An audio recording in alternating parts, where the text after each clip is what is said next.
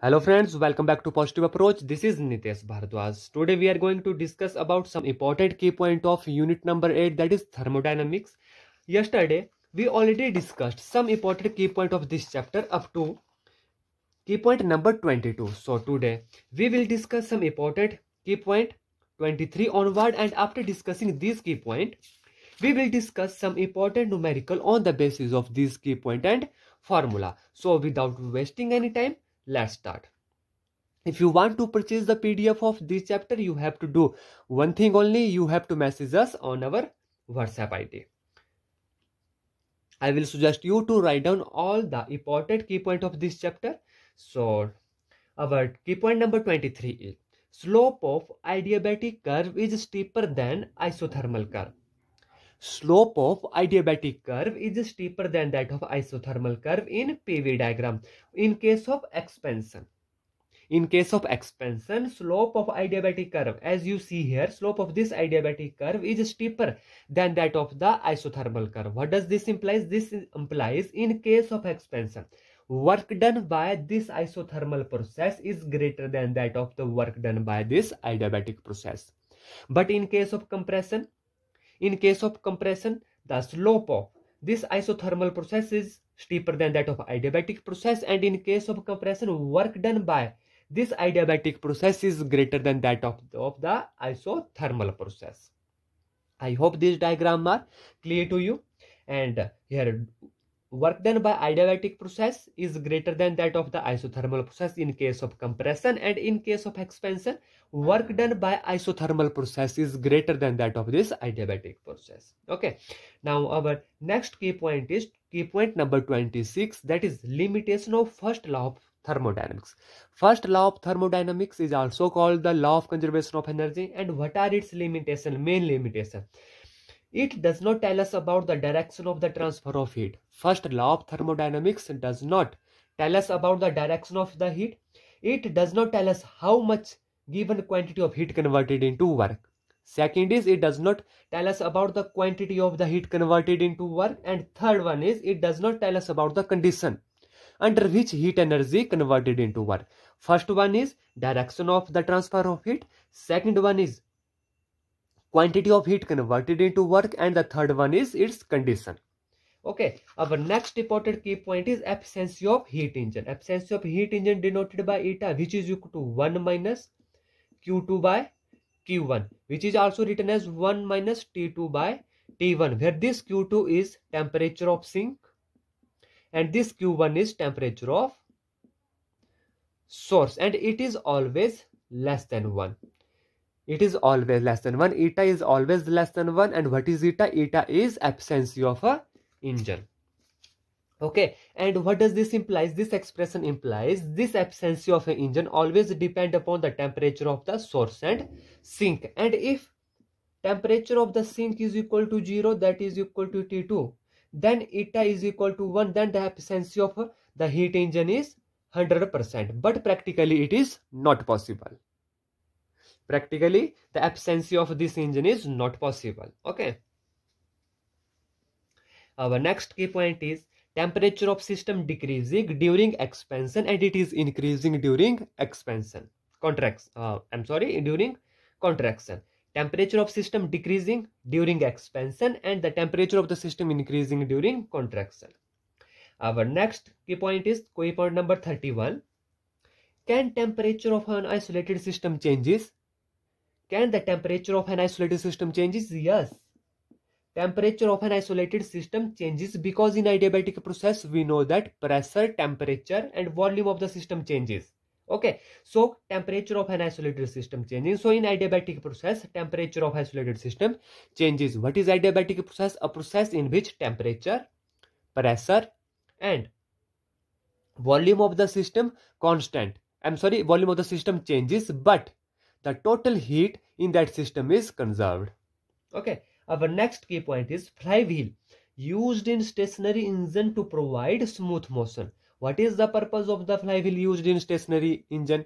Its purpose is to provide the smooth motion.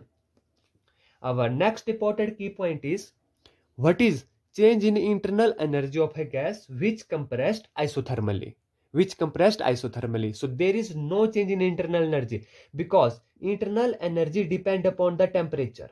Internal energy depend upon temperature, but in isothermal process, temperature is equal to constant. If temperature is constant, then the internal energy does not affect. Okay, so it does not change in isothermal process because in isothermal process temperature is constant and internal energy depend upon the temperature. Our next key point is water can be boiled without boiling. Yes, water can be boiled. It can be boiled without boiling. How? By increasing the pressure on the surface of water. By increasing the pressure on the surface of water, we can easily boil the water without boiling. I hope these key points are clear to you. Our next important key points are: is it possible to increase temperature of a gas without supplying heat?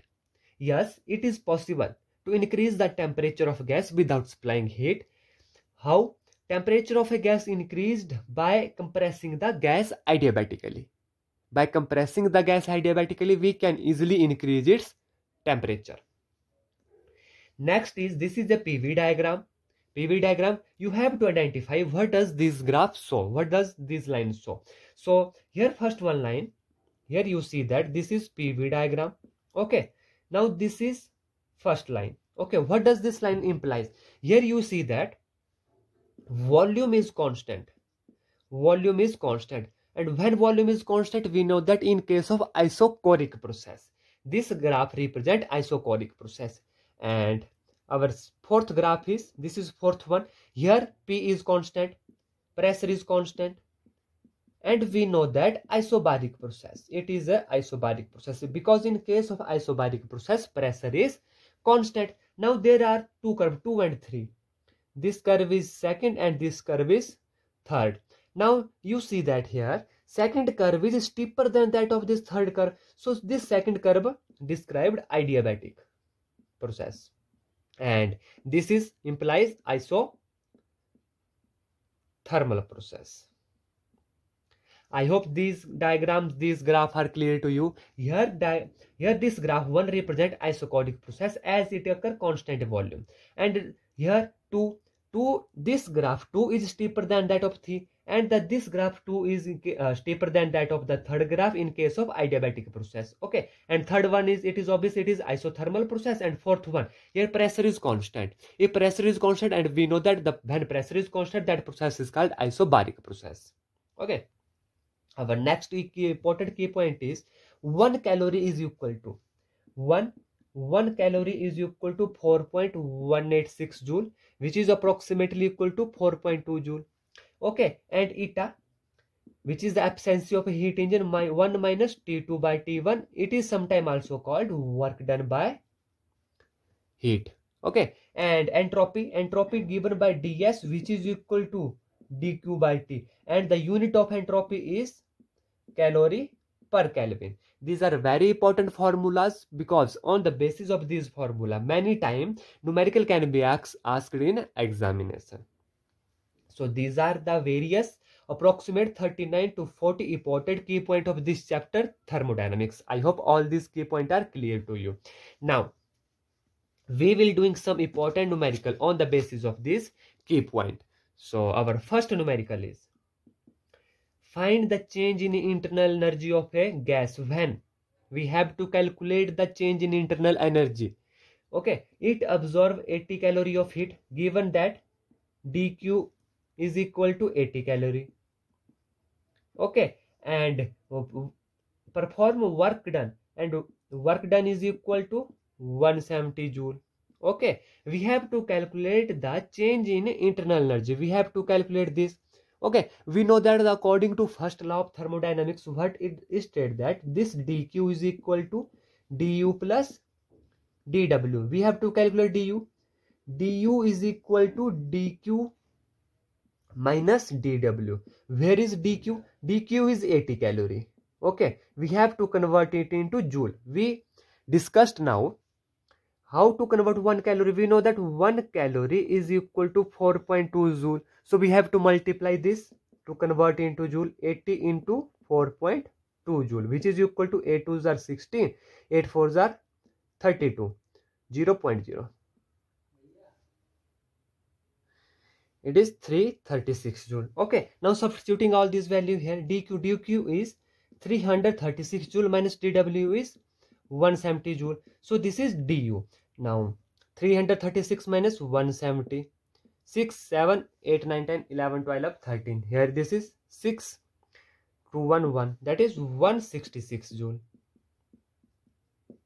This is the amount of energy, internal energy of gas when it absorbs 80 calorie of heat and perform work done equal to 170 joule. Okay, now its second part is, it absorbed 20 calorie of heat. First of all, we have to convert this 20 calorie of heat into joule, multiplying by 4 2. 2 2s are 4, 4 2s are 8, that is 84 joule. And work done equal to 55 joule performed on it. Keep in mind here work done is performed on it. And when the work done is performed on it, then it is with the negative sign, 55 joule. So here du is equal to du minus dw. Here du is 84 minus plus 55, which is equal to 549, and 8 plus 5, 13, which is 139 joule. I hope these two numericals are clear to you. Our second numerical is, find pressure required to compress a gas adiabatically and atmospheric pressure to 1/5 of its volume, where given gamma is equal to 1/4. When the pressure is required to compress a gas adiabatically, then we know that this gas equation is P1 V1 gamma is equal to P2 V2 gamma. Okay, now given that here atmospheric pressure of 1/5 of its volume, here V1 is, let V1 is equal to X, then V2 is equal to X by 5. Okay, here P1 is 1 atmospheric pressure. P1 given that 1 atmospheric pressure. Now we have to calculate this P2. Here P2 is equal to P1 into V1 over V2 raised to the power gamma, where this gamma is equal to given 1.4. Okay, now where P1 is 1 atmospheric pressure. What is V1? X divided by V2, X by 5 raised to the power gamma 1.4. Now here P2 is equal to X, cancel each other, 5 raised to the power 1.4. This is our right answer. Okay, I hope the numerical is clear to you. Our next and third numerical is, calculate the efficiency of a reversible heat engine working between the temperature 100 degrees Celsius to 0 degrees Celsius, given that T1 is equal to 100 degrees Celsius, T2 is equal to 0 degrees Celsius. We know that the efficiency of this heat engine is 1 minus T2 divided by T1. Now convert this into Kelvin.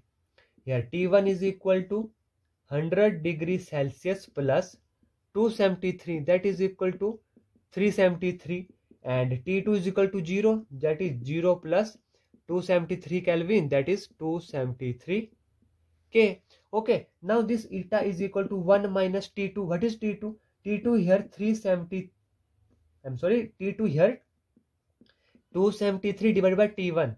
T1 is 373.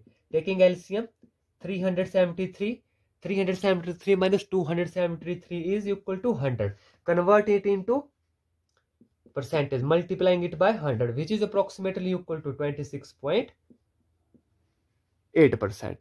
I hope all these numerical are clear to you. That's all about our unit number 8. If you want to purchase this PDF of this unit, here you will find the important key point of this chapter and solved numerical. You have to do one thing only, you have to message us on our WhatsApp ID, and our WhatsApp ID is in our about section. Thank you and have a nice day.